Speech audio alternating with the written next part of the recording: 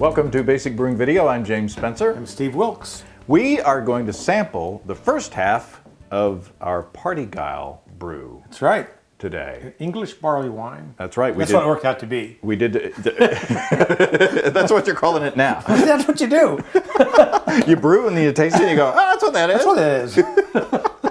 I'm telling you, that's how you win contests. You think I'm lying. So if you look back in the archives, you'll see our Party Guile brew. It was a two-parter, and we were a little loopy, but this is the first beer that came off the first runnings, and we will do the second beer in another show.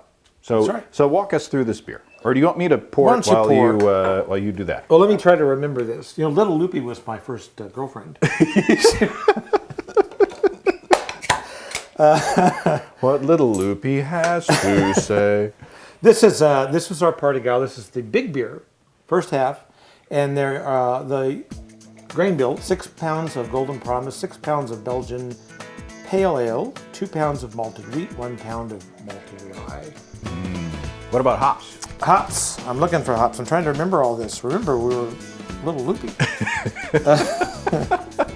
Can you read your writing? Because you took the notes. Well, that was half an ounce of Chinook for 60 minutes for the big beer. Ah, that's it. So for a 2.5 gallon batch, we did half an ounce of Chinook for 60 minutes. Right. And that's it. Now, That's it. What the original gravity on this beer? 1.111. 1.111. Yep.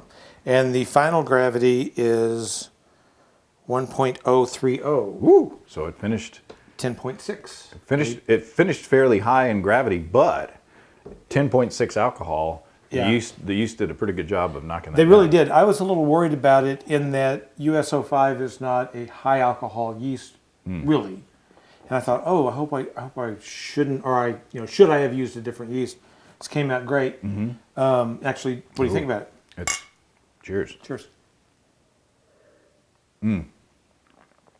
It's rich and creamy, but the hop bitterness is spot on. Yep. It balances very, very well. It's nicely carbonated, as you can see. That has a nice the mouthfeel. Like I said, is rich and creamy. The malt tastes wonderful. It's malty. I don't know what to say. Yeah, you really get the malt in this, and you really get the spiciness of the rye. The rye comes through. I think the wheat helps with head retention. It's caramely. It's very caramely. It's just a nice beer, and it's a big beer. It'll really knock you down. You don't want to sit down and knock back 3 or 4 of these, or you'll be really happy for a little while. And then sad. And then really sad. But I'm kind of hungry. Are you hungry? I am. What would you? I just happened to have made something. I was the cook today. Usually you're the cook. Usually. But I made something today that is easy to do so that you can do it on brew day. You can let a Crockpot do the work for you. And then at the end of the day, you can reap the benefits and you can feed your family and they won't resent you for being in the brew house all day. You gotta like that. So here we go, Crockpot chicken. Okay, you'll love this. This is super easy. First of all, you get your Crockpot, and then I put one of those diapers in there so that you don't have to clean it up so much. Kimberly Clark? I dated her in high school. No.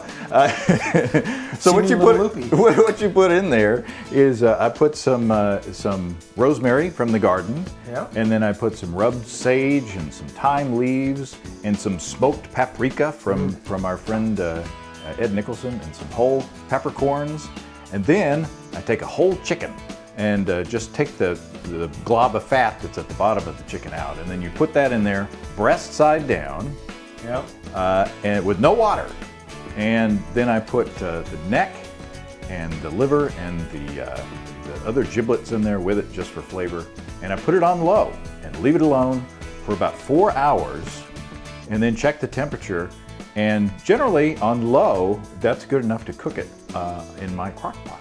That's awesome. So to be perfectly safe, 170 degrees is what you're looking for, but I go up to 190 degrees, and that gets the chicken all nice and tender and juicy, stays juicy because it's in the Crockpot. And once it's hit the target temperature, you put it on keep warm, and then it'll keep it warm for the rest of the day until you get great. ready to eat it. And what I've paired with it, I took some broccoli florets and put it in a microwavable bowl. It's probably still hot, but at the beginning of the day, and with that I put some red onion, chopped red onion, and a couple of pats of butter and some garlic salt, and put that in the fridge. And then right before serving, you put it in the microwave for like 2 or 4 minutes. Yep. And it's ready to go. So what I want you to taste first is the liver. Oh yeah. That's been in there.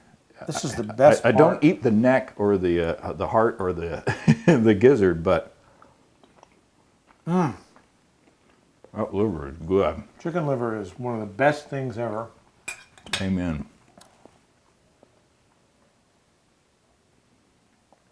The bitterness from that cuts right through that fatty liver. Yep.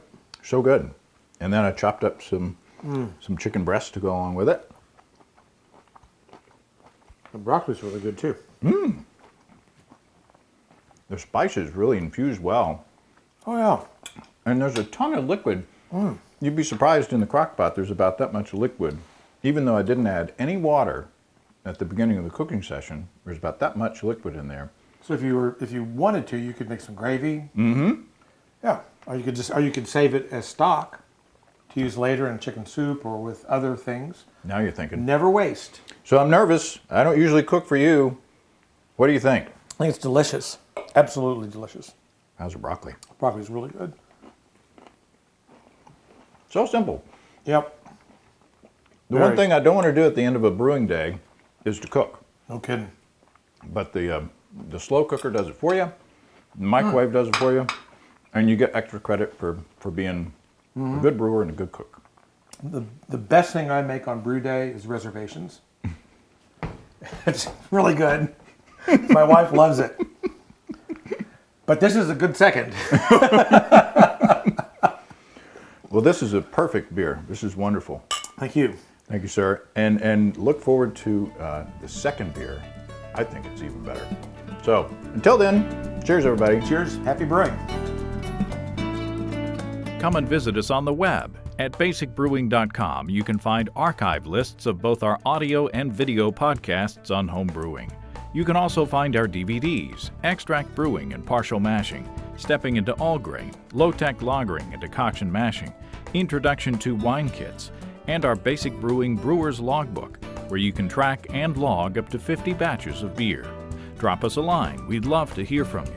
Write to James at basicbrewing.com, Steve at basicbrewing.com, or just use the contact form on basicbrewing.com.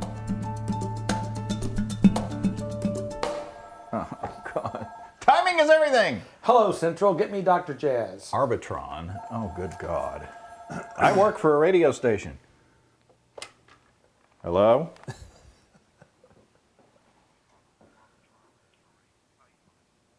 I'm good, but I work for a radio station. You too. Bye-bye.